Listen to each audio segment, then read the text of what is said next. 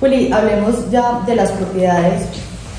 Vamos a introducir entonces un tema y es la forma en la que yo decido invertir en propiedad inmobiliaria. Entonces cada inversión tiene una información mínima o básica que muchas veces las personas pasan por alto. La forma tradicional de invertir en un inmueble es comprarlo. Ese esquema es el que nosotros estamos generando disrupción. ¿Y por qué surge la disrupción en esquemas empresariales como el de Impespe? Porque adquirir una propiedad inmobiliaria, sea un apartamento, una casa, un lote, no es algo barato, es algo costoso que si miramos los índices, los indicadores económicos frente a la edad de las personas en Colombia, pues tenemos que considerar que una persona para poder adquirir un inmueble de 200 millones de pesos, ¿cierto? Que es más o menos el mínimo para vivir, un apartamento, una casa bis, debo ganarme cierta cantidad de dinero. Entonces, cuando empezamos a hacer esos análisis, muchas personas por sus ingresos dicen, yo nunca voy a poder tener una casa. Entonces vemos, en primer lugar, que hay una operación de alto costo, voy a tener que invertir. Entonces voy a necesitar una información relevante sobre esto. Lo principal es que todos los inmuebles tienen una hoja de vida, todos. En Colombia todos los inmuebles, sean del Estado, sean de los particulares, tienen una hoja de vida que se llama el certificado de libertad y las personas lo pueden solicitar públicamente porque es un registro público que lleva la superintendencia de notaría de registro. Todo Colombia está cubierto por oficinas de registro. Entonces yo tengo que averiguar cuál es la que está vinculada con mi inmueble. Es decir, mi inmueble, ¿dónde está matriculado? En Medellín. ¿En cuál de las dos? Y en Medellín hay dos. Ah, entonces está en la zona norte o en la zona sur. Ah, mi inmueble está en Sopetrán, en San Jerónimo. Tengo que ir entonces a Santa Fe de Antioquia, que es el circuito el que agrupa a esos municipios. Entonces cada lote, cada terreno, cada apartamento, cada casa tiene un certificado de libertad donde me van a aparecer todas las situaciones jurídicas del inmueble. Y ahí advierto que el inmueble tiene dos situaciones, una jurídica y una fáctica, una situación de hecho. Yo te puedo vender a ti un lote hermoso en papeles y cumple con toda la legalidad y yo soy el dueño y tú nunca vas a ver el lote. El día que vas a ver el lote, a recibirlo, es un lote que ya se lo llevó el mar, ya no existe, el río cambió de cauce y se llevó ese pedazo de tierra que ya no existe, o que te están vendiendo 1000 metros y me crees que ya tienes 200 metros porque otros se perdieron. Entonces una recomendación es estudiar ese certificado de libertad y ver el lote. O por ejemplo compro un apartamento y voy a que me entreguen el apartamento y allá vive una familia que no tiene contrato, no tiene nada y entonces yo digo, pero yo soy el dueño y él me dice, yo vengo aquí 6 años, mira a ver cómo me va a sacar. Entonces una realidad, de hecho una realidad fáctica que supera lo jurídico. En papeles está muy bien el inmueble. Entonces siempre que vamos a hacer una inversión en propiedad inmobiliaria, a ver si existe, ¿cierto? Hay una excepción y son los proyectos sobre planos, en los cuales yo como usuario, como inversionista, tengo que ser mucho más juicioso para mirar esos planos, ese lote, más esos planos, cómo se vuelve el proyecto inmobiliario real, cómo efectivamente se ejecuta. Y ahí, pues entonces vamos a continuar mirando qué aparece en ese certificado de libertad. Como aparece toda la situación jurídica, los inmuebles tienen muchas posibilidades de que les ocurra algo raro, algo que lo que nosotros llamamos como abogado un gravamen. Por ejemplo, ¿qué son las anotaciones? Las anotaciones que aparecen ahí. Por ejemplo, que aparezca que en tu inmueble, una persona sobre tu inmueble tiene un derecho a servidumbre de paso.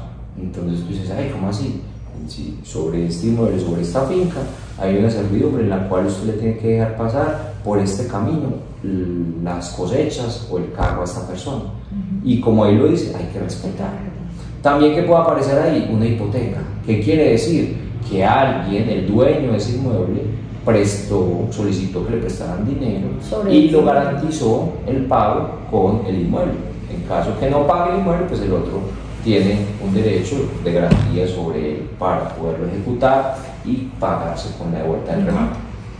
Un embargo aparece ahí. Un embargo excluye el bien del comercio, no se pueden hacer negociaciones con él. Con la hipoteca, sí. Lo que pasa es que yo estoy asumiendo el riesgo de pagar esa hipoteca.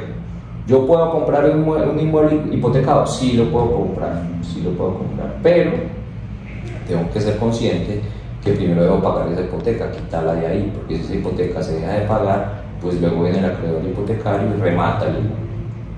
También entonces, ya dije lo de los embargos, excluyen el comercio, usualmente provienen de una autoridad judicial. También hay situaciones que vienen de la fiscalía, prohibición de enajenación, una situación de extinción de dominio. También aparecen temas de impuestos, por ejemplo, valorización por construcción de obras. Por ejemplo, aparecen situaciones complejas de la titularidad. Resulta que ese inmueble le pertenece a muchas personas, cada una es muy difícil de ubicar, entonces yo no puedo comprarle a todos. Es el caso, por ejemplo, de una sucesión, se mueren los abuelos y hay un reguero de nietos y de hijos, y entonces tienen derecho sobre ese apartamento, pero realmente ahí vive un tío, y conseguir a los demás para juntar el 100% de la propiedad va a ser muy difícil. Entonces hay situaciones complejas, pero todas esas aparecen en los certificados de libertad. Y eso queda como un historial. Sí, es un historial porque son actos de la Superintendencia de Notario y Registro que se anotan y se cancelan, pero no se borran. Entonces, si aparece la anotación 9, que la hicieron indebidamente, tienen que hacer una anotación 10 y decir, se anula la anotación 9, pero la anotación 9 siempre la voy a ver. Ya luego vendrá otra que me diga cancelamos la 9 o se deja sin efecto la 9, pero entonces la 10 la que revise, pero yo siempre sigo bien. Recomendación: siempre que vaya a invertir, saque usted mismo su propio certificado de libertad. Vale 20.000 pesos. Sí, lo saca por la página web, supernotarioregistro.gov.co, certificado de libertad, paga por NEC y por Bancolombia con la tarjeta de crédito, los 20.000 pesos que dice Caro, y saca el suyo. Porque he tenido problemas en que me han presentado, por decirlo de una buena manera, certificados de libertad con inconsistencias. Y claro, las inconsistencias las generan en PDF o haciendo Photoshop pues en ese PDF. Entonces, para que no existan inconsistencias, yo solicito mi propio certificado de libertad. Entonces yo lo estudio, lo reviso, sé qué fecha de vigencia tiene, qué fecha de expedición tiene. La vigencia, no podemos hablar de la vigencia de un registro público porque se actualiza minuto a minuto. Entonces, por eso, aquí viene el segundo tema del que vamos a hablar hoy, es la relación entre escritura y registro, que pasa entre un momento y otro. Porque si el que está acreditando la propiedad es el registro, entonces ¿para qué sirve la escritura?